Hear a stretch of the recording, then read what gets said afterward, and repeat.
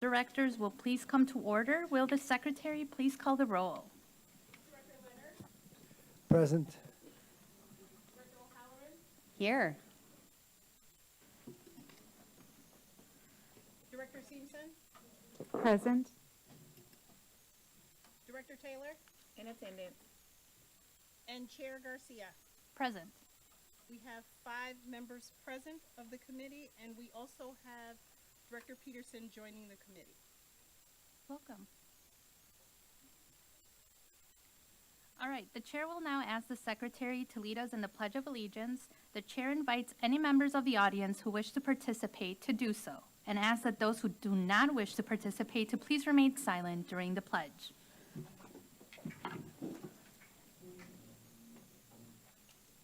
I pledge allegiance to the flag of the United States of America and to the republic for which it stands, one nation, under God, indivisible, with liberty and justice for all.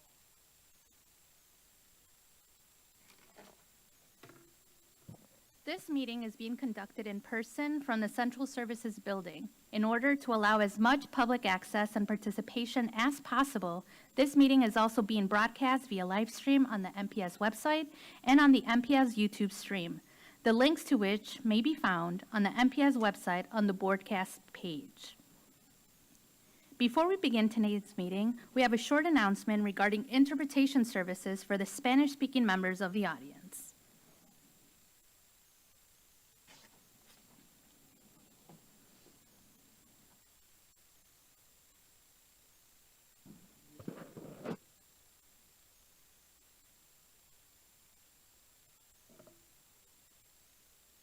Escuelas Públicas de Milwaukee.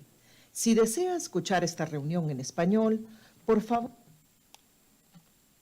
2-626-6799. Nuevamente, 312-626-6799.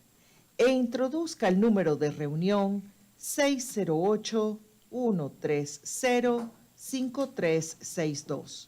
Nuevamente, el número de reunión es 608-130-5362. Gracias. Gracias. For each of our items of business, we will hold a discussion and public hearing. If you wish to speak, please fill out the speaker slip and bring it to our board clerk, Dr. Mann. When you are called upon to speak, please state your name and spell your last name for the record. Individuals who wish to speak virtually on tonight's items were required to register in advance. I ask those who are waiting to speak to remain on the platform until you are called upon to speak. After speaker time is up, they may continue to follow the meeting at one of the broadcast options mentioned previously. For sake of fairness and to give everyone a chance to speak, the chair reserves the right to limit the length of time allowed to any one speaker. Written testimony will be accepted for transmittal of the board. Send this testimony to the Office of Board Governance, P.O. Box 2181, Milwaukee, Wisconsin 53201, or fax to 414-475-8071, or email it to governance@milwaukee.k12.wi.us. Just a reminder, Robert Rules of Order dictates that all comments should be directed to the chair of the committee. Also, any questions or requests, including those from the public, committee members, or the administration, are to be directed towards the chair, who will determine the most effective way to address them. For the safety of all and to ensure the good order of the meeting, harassment, intimidation tactics of any kind will not be tolerated. Anyone who engages in such harassing or intimidating words or actions will immediately be asked to cease. If such behavior continues, a recess will be called and the offending parties will be removed from the meeting before the meeting resumes. Anyone ejected from the meeting may continue to listen to the meeting or access the agenda items online. However, he or she will not be allowed to rejoin the meeting. Also, no one other than members of the board, the staff of the superintendent's office, the Office of Board Governance, and the Office of Accountability and Efficiency, and those who have been invited to present or participate in items of business will be allowed on stage before, during, or after meetings of the board and its committees. Also, for a listening audience, If you wish to access this evening's agenda items and attachments online, you may do so by visiting the meetings, agendas, and minutes page on the MPS website and choosing Online Agendas. Now let's begin. Madam Secretary, what is item 1? Item number 1 is a report with possible action regarding discipline, disproportionality, and progress. This is an informational item, and although it has been noticed for possible action, no action is required. Thank you. With the administration, please present the item. Yes, Chair Garcia and members of the committee, Keith Posley, Superintendent of Schools. The item before you this evening, on this evening's agenda, is a monthly report regarding discipline, disproportionality, updates, and progress. Mr. John Jagman will provide an overview of our progress and guide us through the presentation. Upon conclusion, we'll be more than happy to entertain any questions that you may have in regards to this item. John. Thank you, Dr. Posley. Chair Garcia, members of the committee, John Jagman, District Discipline Manager. I will now go through our September update of discipline, disproportionality, updates, and progress. As always, we have our 5 priorities for success. We are specifically looking at how we are improving district and school culture, which will help support increasing academic achievement and accountability. Reporting for this school year is going to fall within these 4 focus areas: providing proactive supports and interventions, strengthening student, staff, and community collaboration, reconceptualizing the role of school leaders within discipline, developing staff integration of courageous conversations about race. And our monthly presentation will have everything within those 4 focus areas. So first, within providing proactive supports and interventions, as mentioned, we have our Culture, Climate, and Alternatives to Suspension Toolkit that has been updated for the school year and has been shared with all school leaders, regional leadership teams, and the discipline champions at all MPS schools. We also have a discipline disproportionality processes guide, which is for school teams that are looking at discipline disproportionality and have some best practices on how to utilize data and how to hold conversations on using that data to implement change. We also began a monthly presentation of toolkit best practices for principals. Each month going forward, we are going to present to all school leaders as part of their regional leadership team an aspect of the toolkit. So each month we're going to be pulling out a best practice from in there, presenting it to school leaders who will then take it back to their schools. Throughout August, the following professional development was provided during Teacher Institute, during Organizational Week, or during New Educator Institute.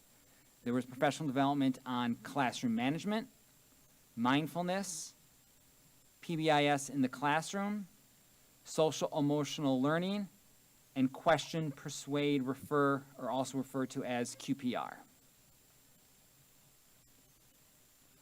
Looking at Tier 2 and Tier 3 interventions being implemented, through the end of August, we have had the following Tier 2 and Tier 3 interventions implemented throughout our schools. We have 46 check and check out, 2 individualized check and check out, 2 social academic instructional groups, 1 behavior assessment intervention plan, 5 FBA BIPs, and 2 Renew students being started. Our next focus area is looking at strengthening student, staff, and community collaboration. Gender and Identity Inclusion Department has partnered with Girls on the Run to implement some supports in MPS schools. The Black and Latino Male Achievement Office has started their mentoring in those identified high schools. And all teams within the Discipline Response Team group have a communication channel for any school to specifically request support at their school level. So each of those teams has various ways for schools to reach out and request a certain support out at their school. The third focus area, reconceptualizing the role of school leaders within discipline. There was a discipline overview professional development provided for school leaders. At that half-day session, they attended 3 breakouts. 1 on alternatives to suspension in their role as a school leader, due process law and how to document things within due process, and to understand the importance of data quality and how they can view their data throughout the school year. Also within the third focus area, we will always present our monthly data as in the past. So here we have our student demographics and then our year-to-date suspension rate percentage. As this is through August 31st, this would be for early start schools only because traditional start had not started in August. Then we have our August suspension events. So you can see total suspensions on the top row. We had 67 suspensions for Hispanic students, 4 for American Indian students, 6 for Asian students, 577 for Black students, 0 Pacific Islander students, 19 white students, and 9 students of multiple races. The row below that is our suspension rate year-to-date for each of the racial demographics as well. Next, we have the same suspension events, but broken down by grade level. You can see the number of suspensions by grade level. Again, this is through August 31st for the early start schools. And then we have our alternatives to suspension. So when a school leader gets a behavior referral, they have to enter what they are doing, what discipline they are attaching to that. These are all the instances of referrals that ended in something other than a suspension. You can see there were 26 conferences, 227 administrator councils, 22 detentions, 27 mediations, 3 referrals to support staff, 2 repairing harm circles, and 5 restorative conferences. And our fourth focus area is the developing staff integration of courageous conversations about race. Throughout August, there were 9 sessions of courageous conversations about race held for MPS staff members. We had a total of 738 staff members attend in August. We have slightly over 3,800 total staff member have attended since our first session, which was on March 1st, 2021. We also had breakout sessions at the Teacher Institute for staff to engage on ways to implement the protocols that we are learning through Courageous Conversations About Race. So teachers were able to attend those breakouts and practice using those protocols in school scenarios. We also have the miseducation of girls of color was presented as a breakout session at the same Teacher Institute from our Gender Identity and Inclusion Department. The next steps we are looking at for the month of September, having a monthly data reflection for all school leaders, engaging school principals in understanding and reflecting on their data. Again, continued practice with the toolkit, highlighting a different best practice monthly. Our District Equity Leadership Team, or DELT, will begin to meet and start talking about that work. Expanded mentoring opportunities with BMLA in the schools. And then specific supports are being provided to those identified schools from the 2021 and 2022 school year. Thank you for your time. We are now open to any questions. Thank you for that presentation. Before we go to comments from committee, is it okay if we check in to see if there's any public testimony that we can hear? All right. Did any of the public wish to say anything? Madam Chair, we do have one individual registered to speak on this item.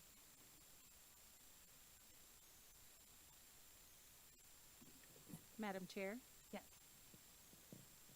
We can hear you now. can you hear me now? Yes. Okay, we do have one individual registered to speak on this item. Excellent. Can we please hear that person?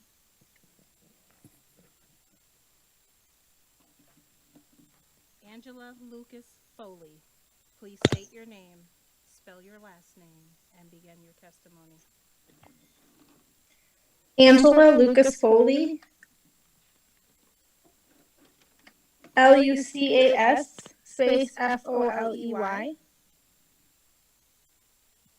Please begin your testimony. Good evening, Superintendent Posey, Chair Garcia, and directors. I come to you this evening as a white educator and as a proud member of ARWE, Aspiring Anti-Racist White Educators of Milwaukee. I am focusing tonight's testimony on follow-through from our Board of Directors. Our systems that serve our students are broken. This includes the accountability that is asked of every elected official seated tonight. At the risk of being redundant, I'm going to repeat my testimony from August 16th PACE meeting, after which both Director Taylor and Director Leonard specifically requested to administration that these reports be released.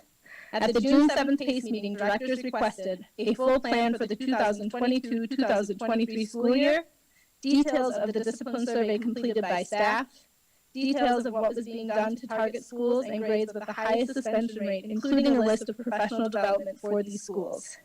Director Taylor specifically requested a student cohort to look at the root causes for these students that have multiple suspensions. See minute marker 1 hour, 26 minutes of broadcast.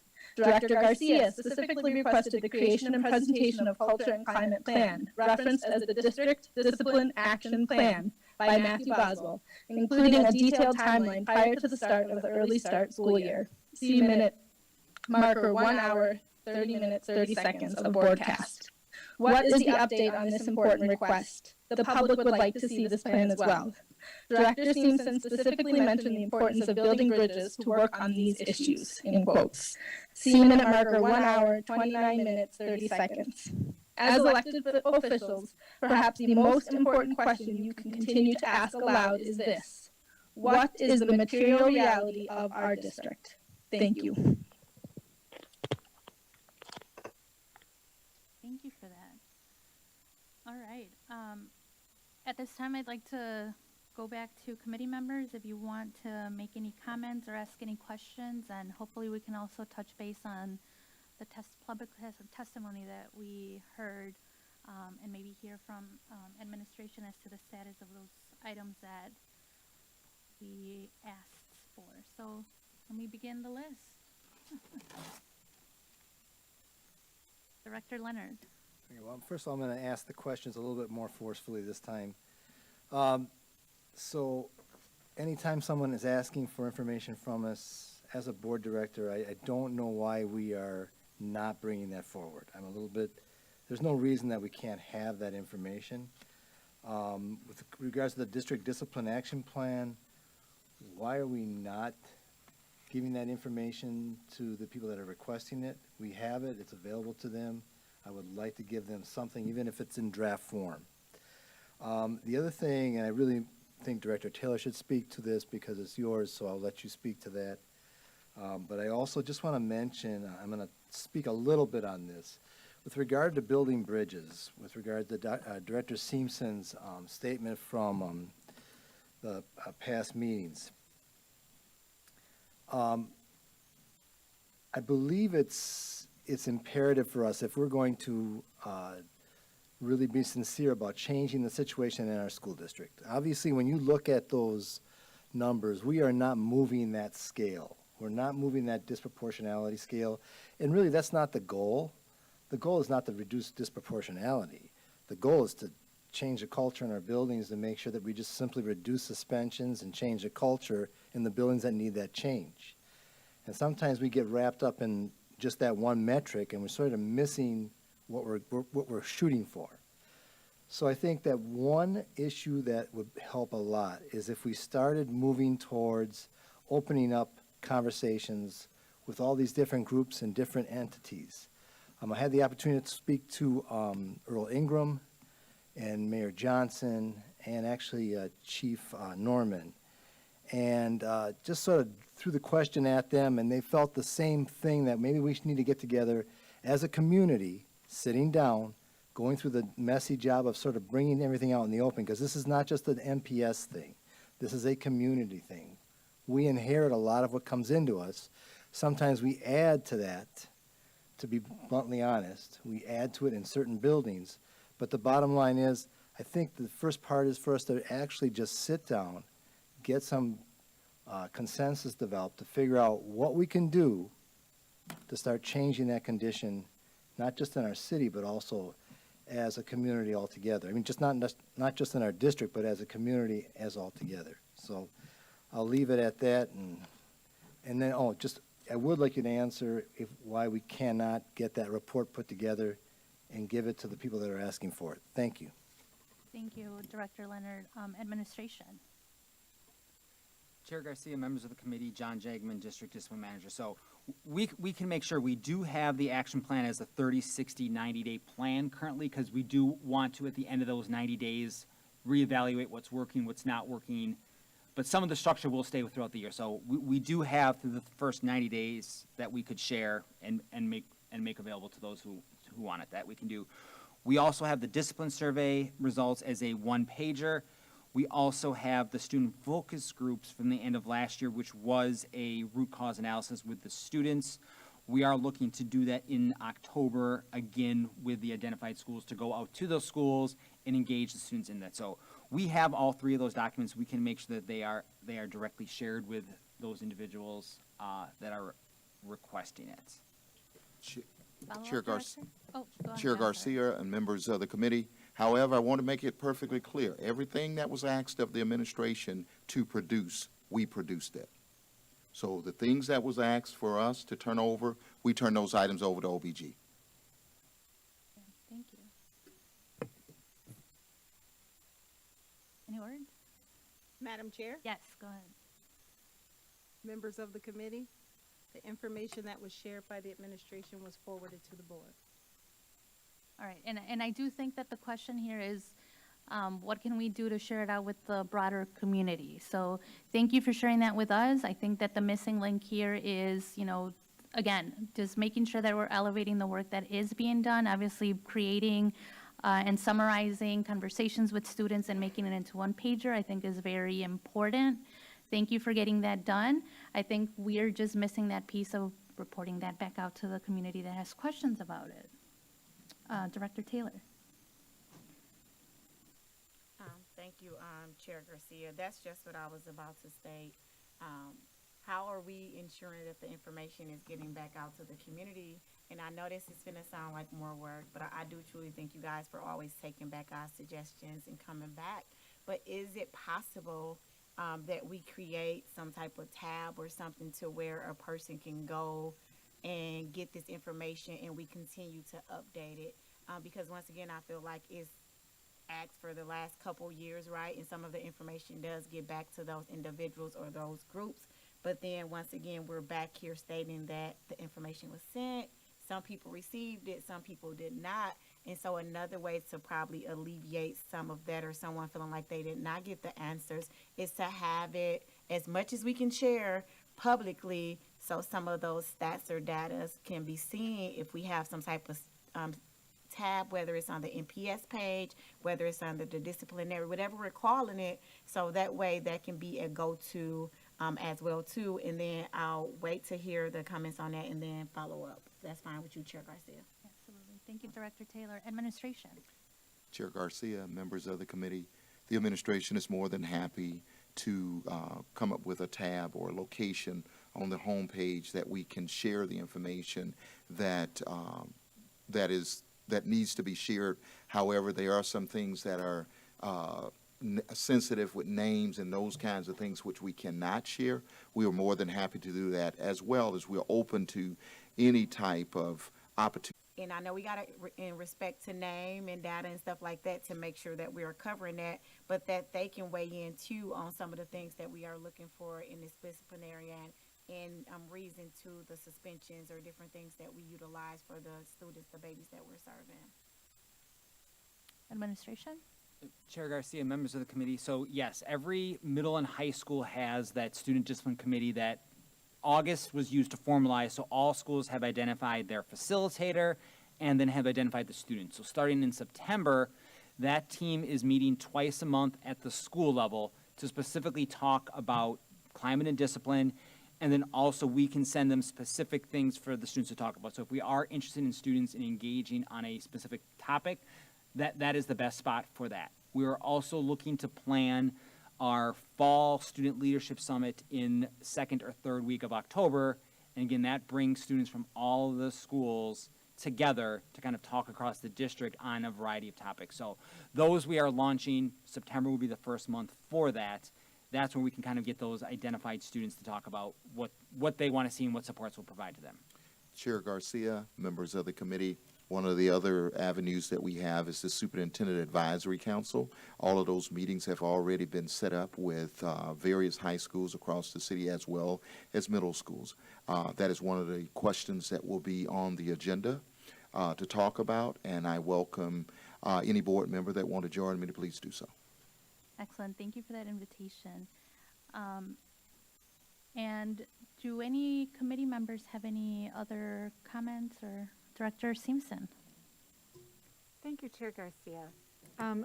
So I was at the Browning Open House, and they were so excited to have the buddy program through BLMA coming to their school. I was wondering how many schools that buddy program is in for this coming year, and sort of like what's our projection for expanding that?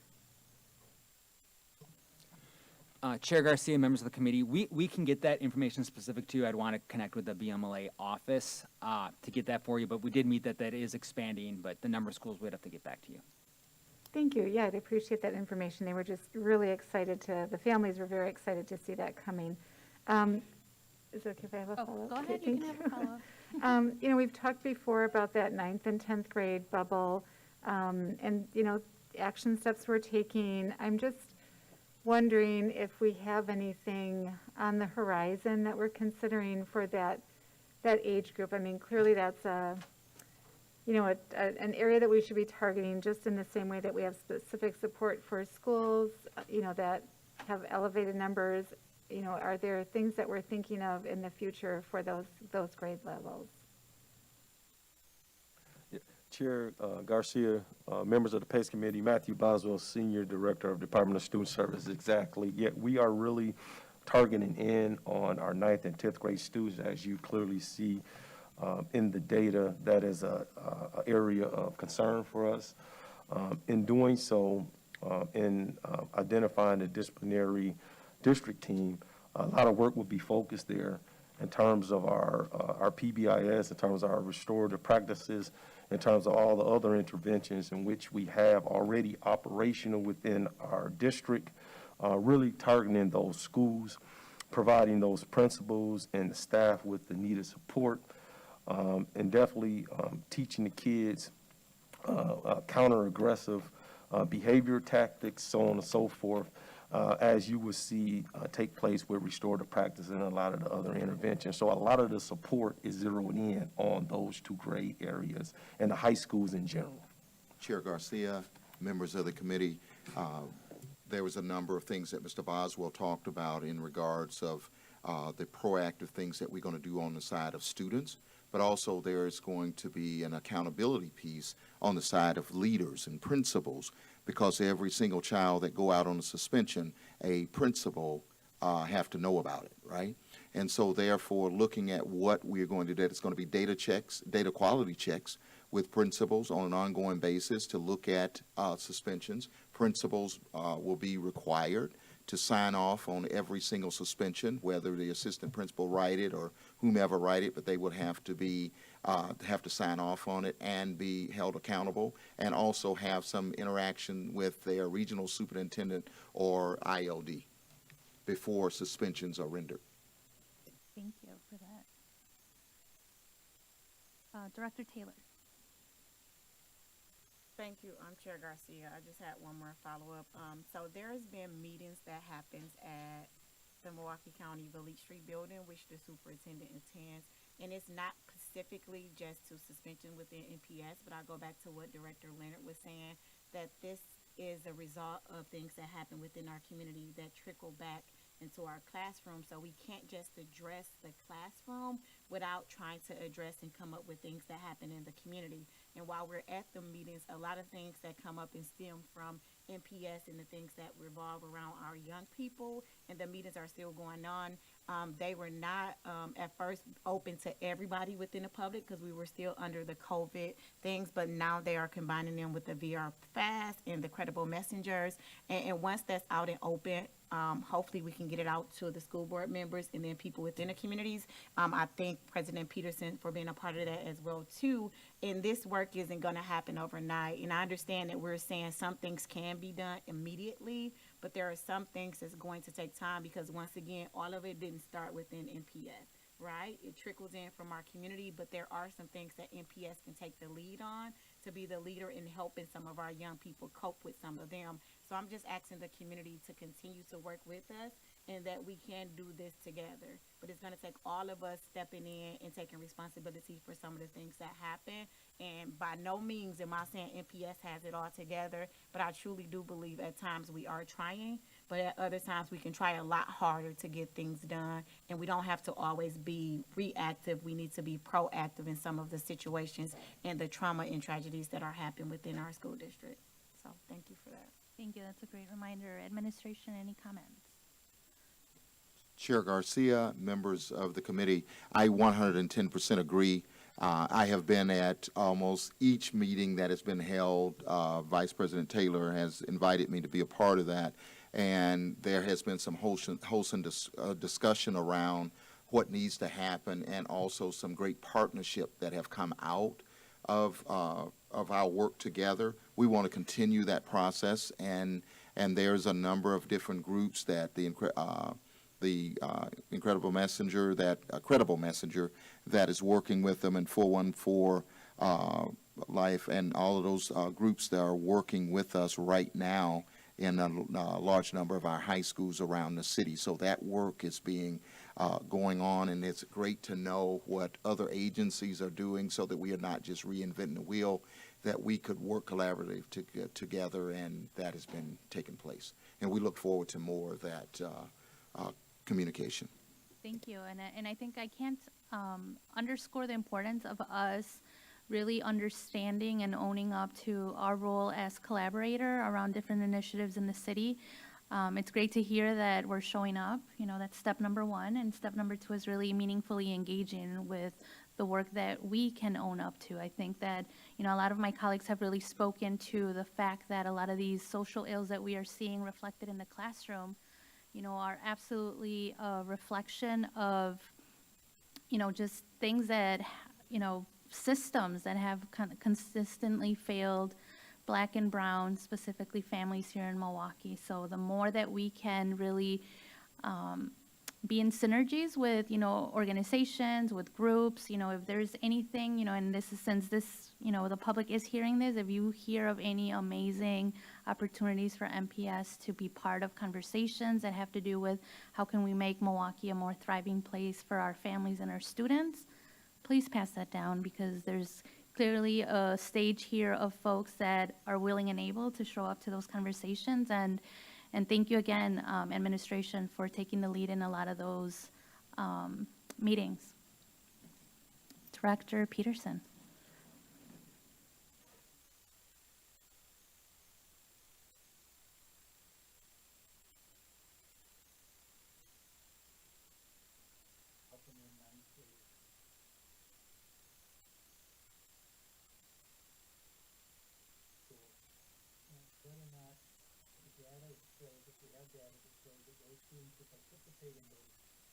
Activities are less likely to show up on the list of suspended students, and whether or not we might try to do even more work prior to this beginning of the school year. Excuse me. Thank you.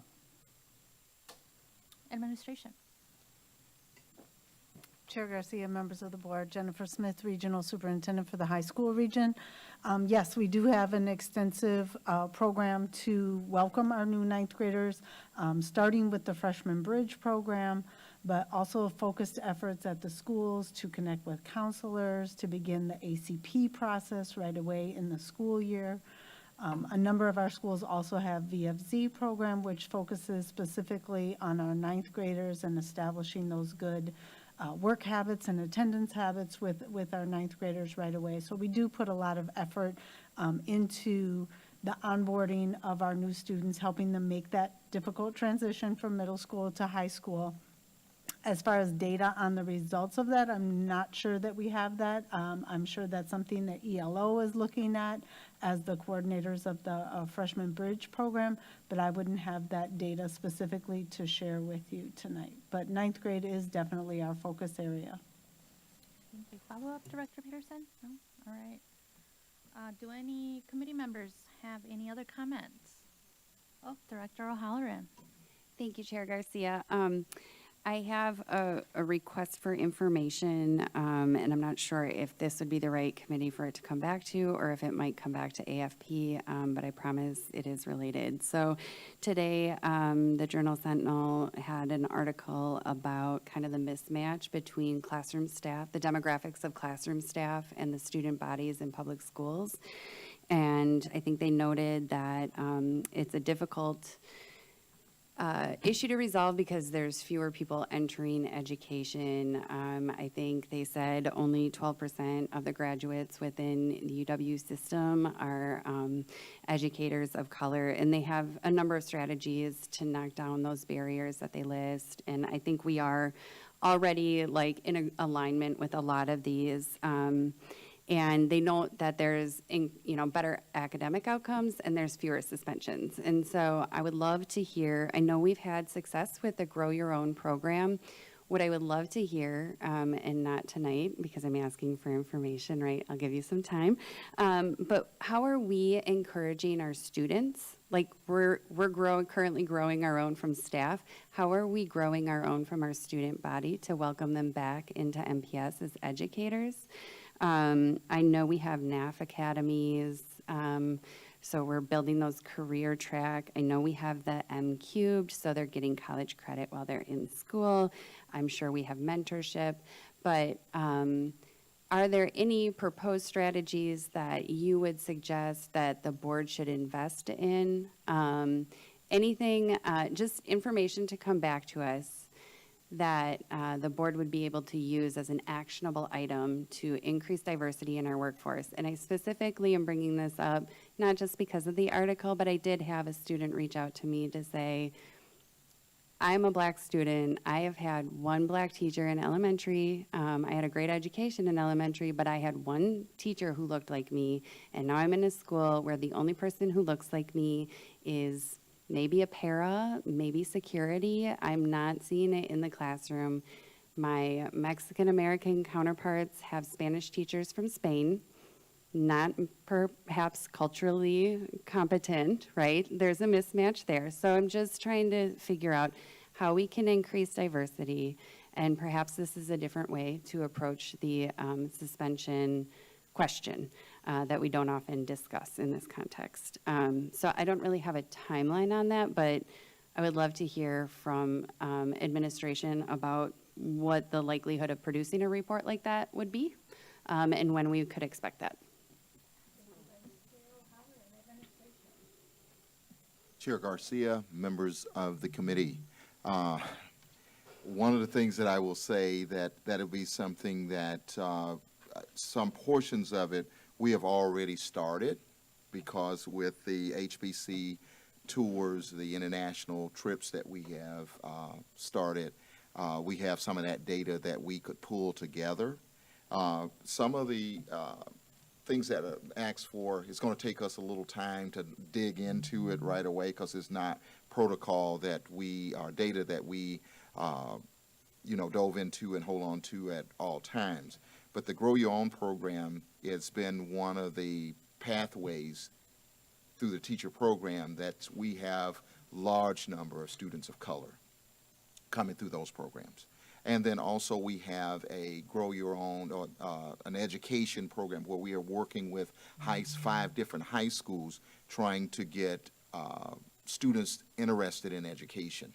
And then also with M-Cube, we have a pathway where we have started to get individual students to, to take courses and those kinds of things, so that lead them to get them prepared and ready to come back to us with the 48 credits that's needed in order to become a para, to get them back in as fast as possible through that process. So a number of those things are out there. The international trips that we are taking to recruit staff, and then also the historical Black colleges and universities. I think we got a chance to possibly go to about 5 of them when it's a total of 68, as well as Hispanic serving institutions that we need, that we are linked into. So we want to make sure that we are able to do those things.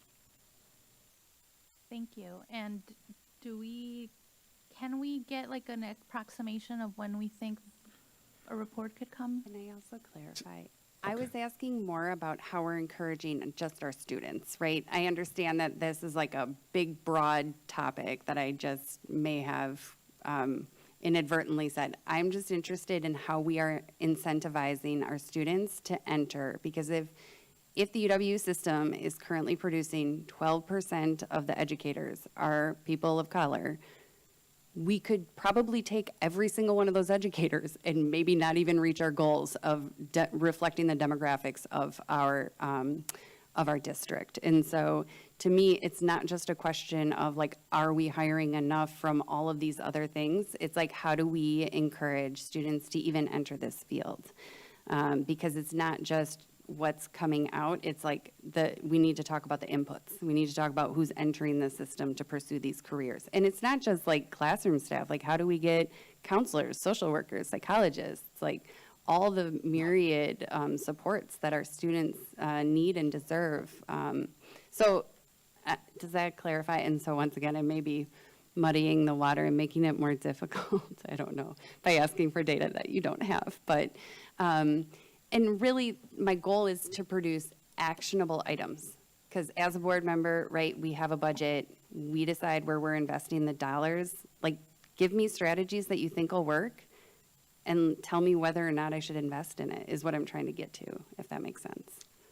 Chair Garcia, members of the committee, sorry that I missed the question, but I think I hit some of it when we talked about students in the 5 high schools that we have, where we have the the education program in those 5 high schools.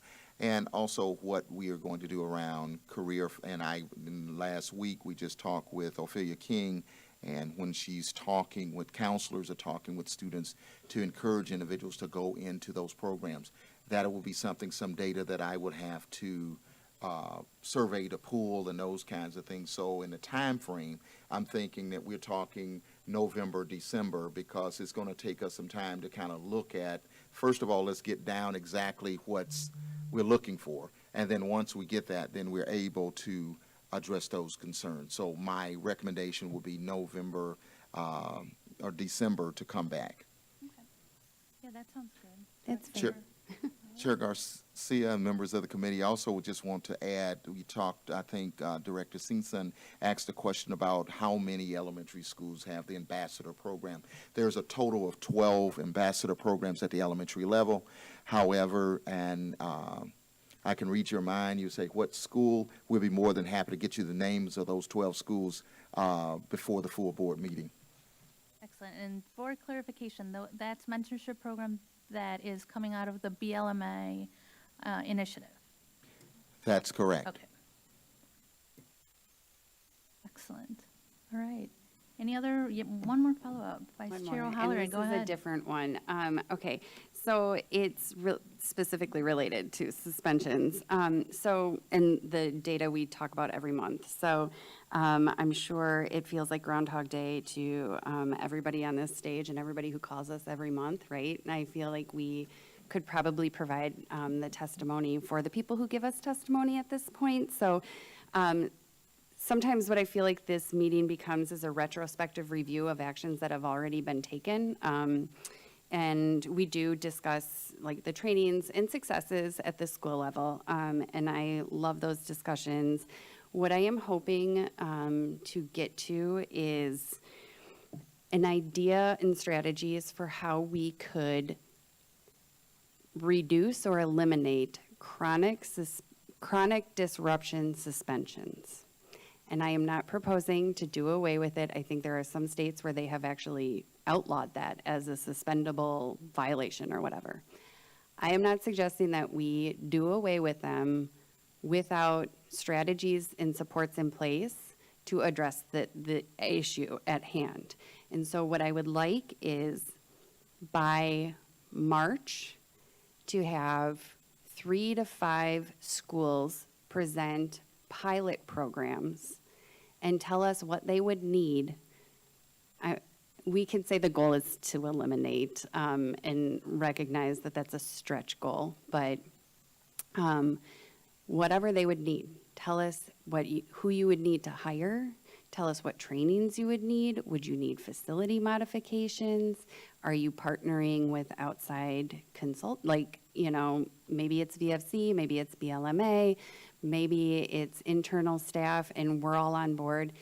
And we just need this like specific set of trainings. I am not telling them what their strategies need to be, and I don't think administration, like I think you are very wise people, but I think the schools can tell us what they need. So I would love the school to develop these plans.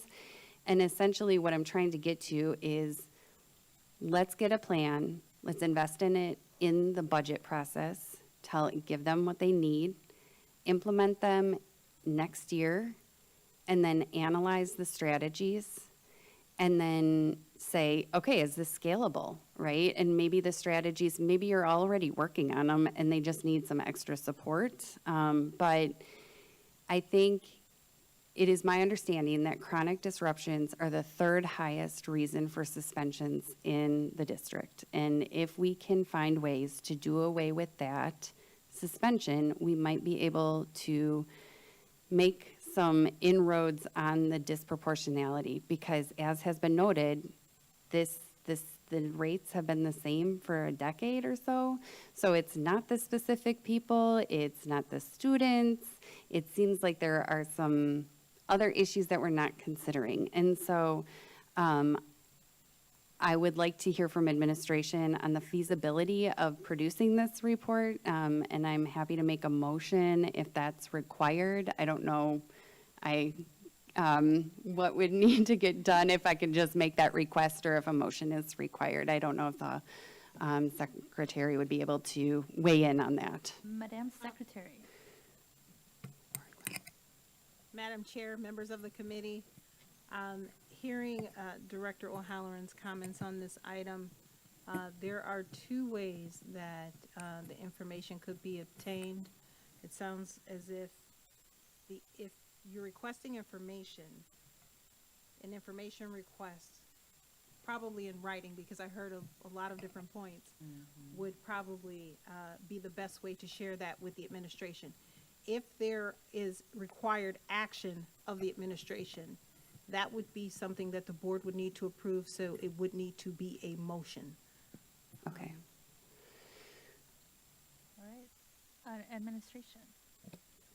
Chair Garcia, members of the committee, I am perplexed because I'm really trying to get my hands around this particular piece when it comes to discipline. When we look at discipline, each one of these suspensions are for various reasons. We've been able to drill down. We know exactly what's what. I don't think it is a blueprint of something that will, there are some things that work in some schools that won't work in other schools, right? And one of the big factors that we have to face is staffing. And when it comes down to the VFC, if everyone could get VFC, everyone would want VFC, everyone would want City Year. And the list goes on of what it will, individuals to around students. We would love to be able to do that, but is it scalable to be able to put all of that support around when we look at the toolkit that we have laid out there? The toolkit has various things, alternatives to suspensions, things that we can do for de-escalation. There's just a number of different things. This is as we said earlier, a community problem. This doesn't just happen when it comes to school. These are problems that happen, that come to our schools, that we have to get our hands around. I just don't know. We could say yes, we could do a pilot and to do that, but I don't know. I think we'll get the same research and the same data out of what we already know. And I think accountability and holding individuals accountable for suspensions that goes out of the door and those kinds of things are going to give us more weight than building there, and it's great to build safety nets around this, but I just think, I don't know if we're going to build safety nets that is going to push us away and lower these numbers. I think it's just going to have to, we have to face exactly what's happening in our schools on a daily basis. And there are some situations here that we are looking at that suspensions will have to happen. But there's other situations where, you know, like for instance, late for class, not having supplies. There's a number of things that we could look at, and I think that's an accountability piece, and I also think it's more of a professional development piece for staff to be able to support these needs. Mr. Boswell? Chair Garcia, members of the PACE Committee. Additionally, I would also just caution approaching it in that fashion, because the full board approved our Rights and Responsibility Handbook. Part of our student code of conduct is chronic disruption. In order to remove that code of conduct, it would be also wise to, then you have to reconvene citywide discipline committee team as we did prior with the city attorney, so on and so forth. I think in terms of the things that Dr. Posley just mentioned, that is our initial steps. However, I do understand looking at any student code of conduct and saying, you know, how do we get control of this? I just would caution, because our Rights and Responsibility Handbook has been agreed upon by the board. We have put that out to parents. We have put that out to schools, and we have told them this is the student code of conduct which discipline will be governed in Milwaukee Public Schools. So it would be a little miscommunicated if we were to then pull a student code of conduct category out mid-year to even do a pilot at 3 schools. I do understand the request for trying to drill down on what will work, but I just would caution in doing it in that fashion. Yes. Vice Chair O'Halloran. Thank you. Yeah, so I was asking for a plan to come back in March that we would implement next year. That would give us sufficient time to update whatever, you know, handbook changes would be necessary. And I'm not even saying take it off the books as a suspendable. What I am saying is we review actions taken, and what I don't ever see is this is the plan. And all I'm asking for is not even a plan to address every single suspension. I'm saying, how are we going to target chronic disruptions? Just pick one. In the same way that we have asked, what are the strategies for 9th grade? You know, we've picked one grade band as like, how are we going to help them? Pick chronic disruptions, which a whole state has done away with as a suspendable offense. So apparently there are strategies that are already out there, and maybe they're already in our toolkit, but if the toolkit exists and we haven't seen the changes yet, then maybe we need to consider what we're not considering. And so I am trying to pick just one that would hopefully move the needle.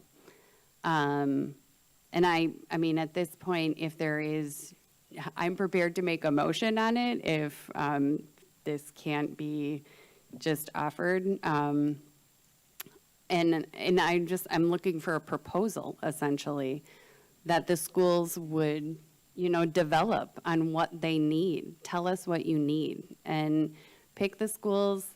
I'm not saying that I need to identify it. I know we are hesitant to name who are the top 10 with the most suspensions. I'm not even asking you to identify them. I'm saying there's got to be some administrators in some of these schools who are like, our school is ripe for addressing this. Give me what I need, and I can do this. So if I guess I will just make the motion then. I'm sorry. Oh, okay. So at this time, I'm just going to make the motion then. I move that the board direct the administration to develop a pilot program to address district or discipline disproportionality by targeting chronic disruption suspensions in 3 to 5 schools from the ones with the highest suspension rates, and that a plan for implementation within the 2023-2024 school year be presented to the board by the March 2023 board cycle, and that the plan presented include but not be limited to any staffing or training needs for program implementation, any needed building modifications, and any other tools necessary for full implementation of this pilot, and then a report that would come back next year, at the end of the year, to analyze the efficacy of these strategies. Thank you for that motion. Madam Secretary, do we need to restate anything? Madam Chair, Yes. if you want to hear from the administration, and then I can work with the motion that you just made. Excellent. All right. Administration. Chair Garcia, members of the committee, the administration is prepared to bring back whatever the board asks of us to bring back. I just want to caution you that I think this is an approach that we need to sit down and discuss and come up with a plan that will work for masses of students in our district. All right. Director Taylor, then Simpson. Thank you, Chair Garcia, and I'm hoping that in some way we can work. I see where Director O'Halloran is coming from, and I think she made the motion because she was looking to get, and I don't want to speak for her, to get something that we will be able to work together, and I don't think she felt like maybe the question wasn't being answered or we didn't know. So what I propose is, I know the motion is still on the floor, so I guess I need to talk to the motion and then address it like that. Is that an example is, I remember we had schools that came and they talked about how they decreased some of their numbers. They talked about some of the things that they put into place, how it became effective, right? And how it worked for those schools. And we know one size does not fit all. But also I was thinking before the motion, if we could have just came back with something to reach out to some of those administrators that we heard from that actually came to PACE and said, hey, I'm just gonna pick a school. It may not have been this school. At Browning, we decided to do the buddy program, seeing that that was one of the things needed for some of our students to get some of the students in the higher grades to help them with some of the issues or barriers that they have. We have now seen the suspension rate go from 45% to 37% just as an enactment of this program, right? And even though we know that may not work for every elementary school within MPS, we know that that was something that worked specifically for Browning. And so what I think we're trying to get at is we do come up with a lot of great things that happen, but how do we make it actionable to say we are not going to eliminate, you know, the suspension rate by next year? We know that, right? But we're trying to see how do we get to a point where we can see those numbers are going down. But not only are we just thinking about numbers, because these are individual people and babies that we want to succeed in life, not just the MPS. What are we doing to address some of that collectively together? So that's what I was hoping that we can get to. Not necessarily that it would have to be a resolution, and if that's where Director O'Halloran is going, it's fine, but that we will have something in place that when we are addressing this, we can say, hey, these are 3 to 5 schools, because we've brought them here before that have put things in place, and we've seen a decrease in how their school environment is, how the staff get along with each other, how it reacts and aligns with the students, and can say, these will be the 3 to 5 schools we're going to try something different with, see how it works, come back to the board, right, and see what did they do. Because I feel like we already have 3 to 5 schools. They came to PACE before. They've talked about what they put into place, but how do we generate that for the culture for MPS? I believe that's where we're trying to go. And I don't want to speak for anybody, but we would like to see it more on a scale of throughout MPS, just starting with those couple schools and then going from there. Administration.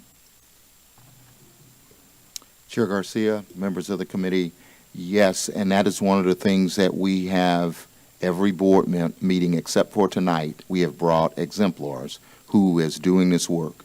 That's one of the things that the regionals and ILDs are doing on a monthly basis. We meet with our leaders. We talk about best practices, what is working, how we can scale, and those kinds of things. It is not the idea that we need to scale faster than 3 schools is where I'm going.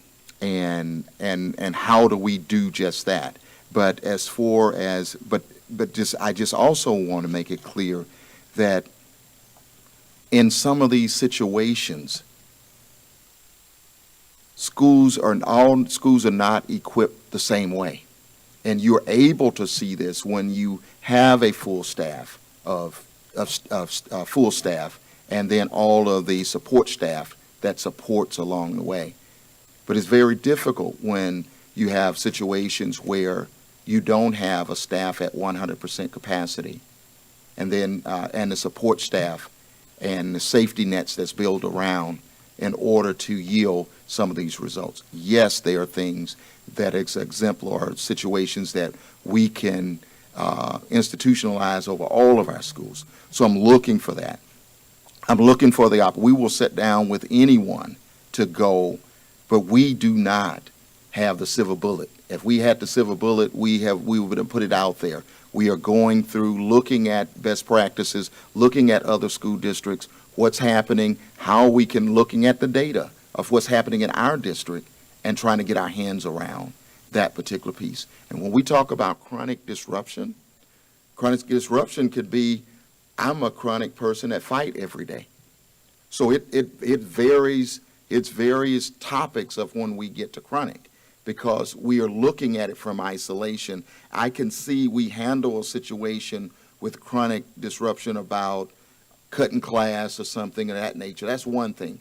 But there are some other things, and I will be the first to say, suspensions that you see are not suspensions. We have eliminated the idea of supplies and cutting class and things of this nature. We also have to talk as a community about guidelines around different infractions and where we need to go. We have a policy in place where we don't suspend at certain grades. Some districts have gone to no suspensions at all. So there's a number of ways to look at it, but I think we will go further together. Thank you for that. And Director Simpson. Thank you, Chair Garcia. So Director Taylor and the superintendent kind of spoke to some of my points, so I'll be brief. Just, my concerns just sitting here thinking of staffing, if you ask those 3 to 5 schools, like, tell us whatever you need, that can be, that can be a lot of resources, and is that going to drain from other places where those resources are needed just district-wide?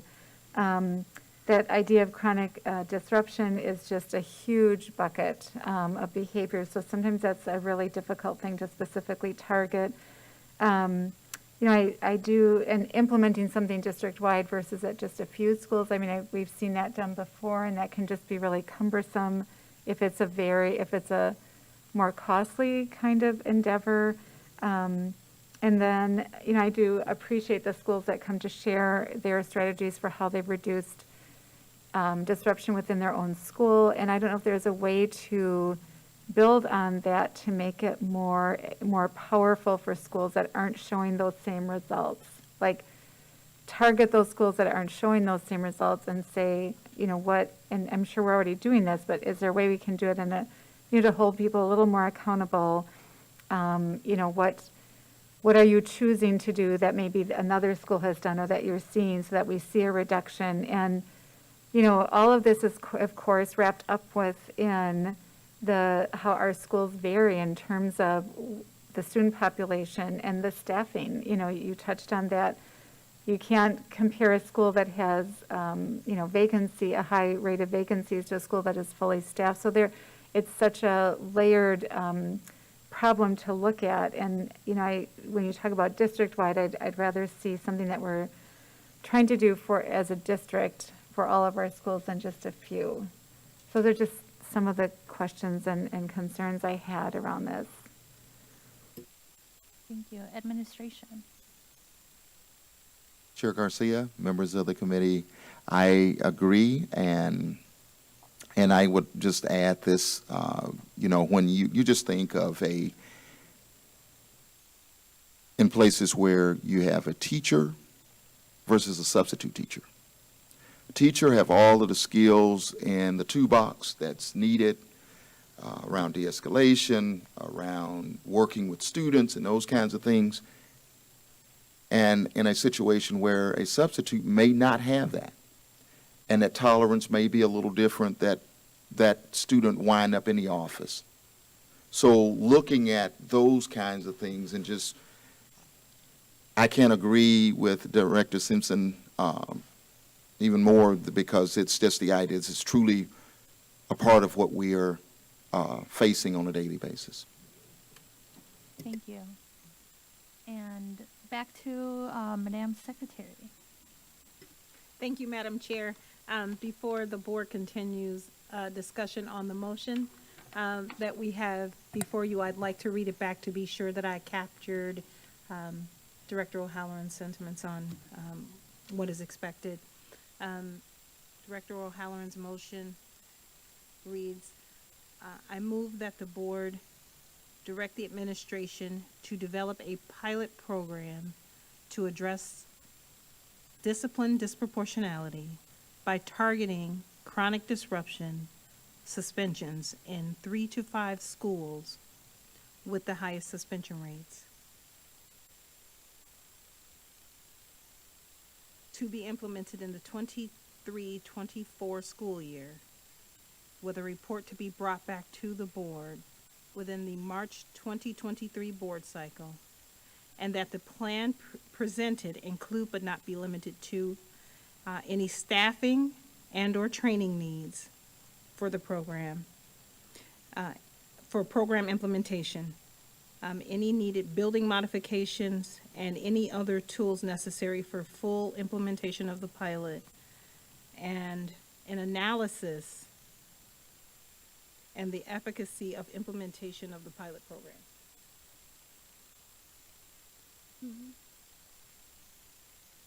All right. Thank you. Sounds like that is correctly captured. Director Peterson.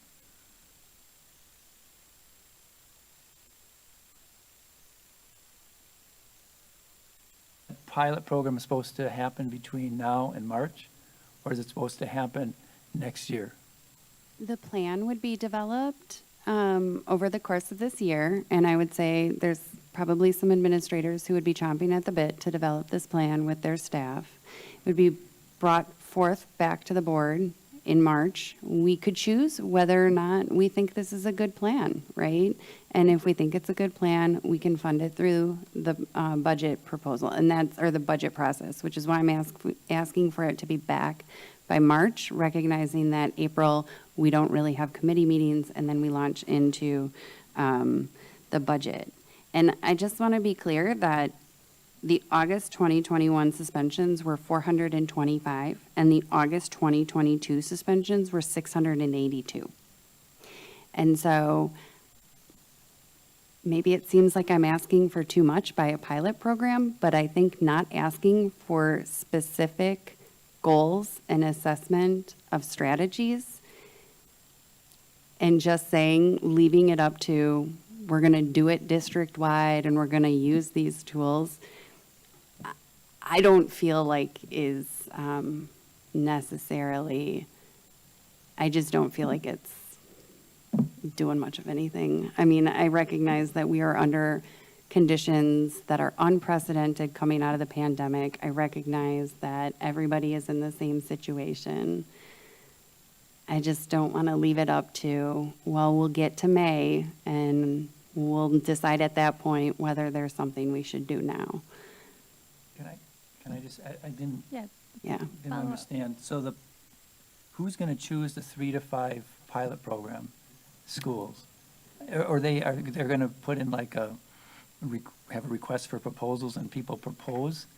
I And then- would, yeah. And that, so we would do that, so we would pass, or we'd recommend the 3 to 5 schools in March to start in the new school year. Is that, I'm just, Well, from my understanding, it was with the highest suspension rate. So I think those would be identified just by the current data point. so that, okay. And they would have between now and March to develop a program, or would they start doing things between now and March? I'm just confused. You have to call on me. Oh, I'm sorry. Vice Chair O'Halloran. Thank you, Chair Garcia. So I would not say that the work would start before then. I would say the plan can be developed in the same way that I develop proposals at the place where I work, and I say, hey, I want to hire 2 new therapists. Will you? And I go to funders and I say, here are my expected outcomes, and they can choose whether or not to fund me. And I'm not saying that I think I should be the one specifying who the 3 to 5 schools are. I'm not even saying that every school needs to work on this. If a school is interested in it, and I would think we should, though, limit we're asking for proposals specifically from schools that have the most suspensions. So open it up to the schools with the 10 highest rates of suspension. And from there, if there are all 10 of them submit a plan, great. If 3 say we have the bandwidth and we have staff on board, then let's hear from them. Thank you. Follow-up, Director Peterson? Administration? Chair Garcia, members of the committee, the administration is, like I said, prepared to go forward. So let us know. All right, thank you. All right, so back to this motion. Oh, sorry, Director Simpson. Thank you, Chair Garcia. Right, so I think what we're, the idea of, and I agree with everything that's been said in terms of, not being happy or satisfied with where things are at currently, and understanding that there's something that needs to be done. Looking for an actionable item is really important, and I just, I'm wondering if, I guess my hesitancy is just saying, like, facilities that need to be updated and staffing needs that. I'm just worried about, just because I've seen this happen before, like there's a school that has an ideal pilot program, but because of the cost that went into it, it can't be replicated at other schools. So I'm wondering if there is, I don't know, just some middle ground here for just the cost of a program in terms of staffing and facility updates. I don't know. Or is that something that you just see us discussing? I mean, are we going to discuss the school's proposals, or is that going to be administration's job to determine which one is within reason, I guess? Like, how will that be determined? Vice Chair O'Halloran. Thank you. I put facilities in case it was like, we need a calm down room. We need a room where someone can just cool off for a couple classes and then return to the classroom. I kind of left it open-ended, recognizing that for some schools, they may say, wow, we just need to double down on restorative practices, and we think we can really, that's within our reach. Some people might need facilities. And frankly, even if it's not scalable, if we reduce chronic suspensions or chronic disruption suspensions at just 3 to 5 schools, I would be curious to know what the disproportionality would drop down to. So even if it only stayed with 3 to 5 schools, I'm not sure that that's a win for me as far as I'm concerned. So I recognize that might not be scalable. And maybe that's what the analysis comes back to say, is like, here is what you invested. Here is the return on your investment. This is not scalable. Then we have an answer. Thank you. Follow-up? Mr. Chasen. Thank you, Chair Garcia. Matt Chasen, Office of Accountability and Efficiency. I just want to make sure that the administration has the opportunity to present, because it doesn't show up in the monthly report, but they have in each of the updates provided sort of what the long-term vision is and what the goals are. And my understanding is that last year we presented basically what is the baseline, and to use the African-American demographic of roughly 51% of enrollment, but a suspension rate of roughly 81%. That an acceptable number, though probably not our ideal, would be to be within plus or minus 10% of the actual enrollment of that group, which would mean a suspension percentage of total suspensions in the district of no more than 61%. What we've heard the administration also say over the previous months is that in the school improvement plans for this year, they have a target of a 5% reduction. And if we apply that 5% reduction year over year, we would achieve that 60% interval in roughly 2026. And one, I just wanted to confirm that that is in fact the administration's long-term vision and goal currently. Are those the milestones that we're trying to reach? And if those are, how do those fit into what's being proposed here in this motion? Thank you. Administration. Chair Garcia, members of the committee, John Jagman. So, Mr. Chasen, that would be correct, that we are looking to address discipline disproportionality by that 5% on an annual basis. Just want to add, like, our suspensions have gone down traditionally every year. So to go to Director O'Halloran's question there, we need to address the racial aspect of our policies and practices and holding schools accountable, as Dr. Posey said, because just looking at one behavior, we also have to address the discipline disproportionality within that. So it's kind of like two conversations, lowering suspensions and then also addressing the discipline disproportionality along racial lines within that. Follow-up from anyone? All right. So where are we at? Vice Chair O'Halloran. I call the question. All right, call to question.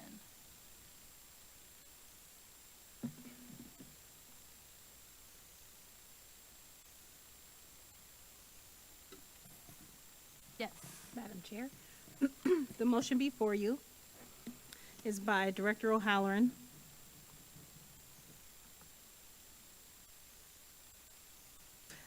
Which reads that the board direct the administration to develop a pilot program to address discipline disproportionality by targeting chronic disruption suspensions in 3 to 5 schools, those with the highest number suspension rates, with implementation of a pilot to be in the 2023-24 school year, and that the board be presented with a report by the March 2023 board cycle, and that the plan presented include but not be limited to any staffing needs, training needs for program implementation, any needed building modifications, and any other tools necessary for full implementation of the pilot, and that an analysis be brought back to the board of the efficacy of implementation of this pilot program.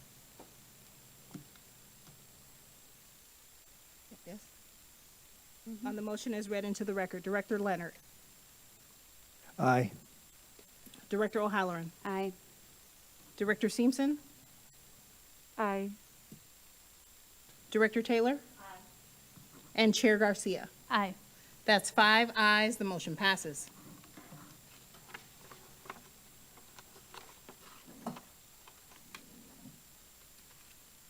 Excellent. Is there any other items? Madam Chair, that was the last item on tonight's agenda. There being no further business before the committee, this meeting is adjourned.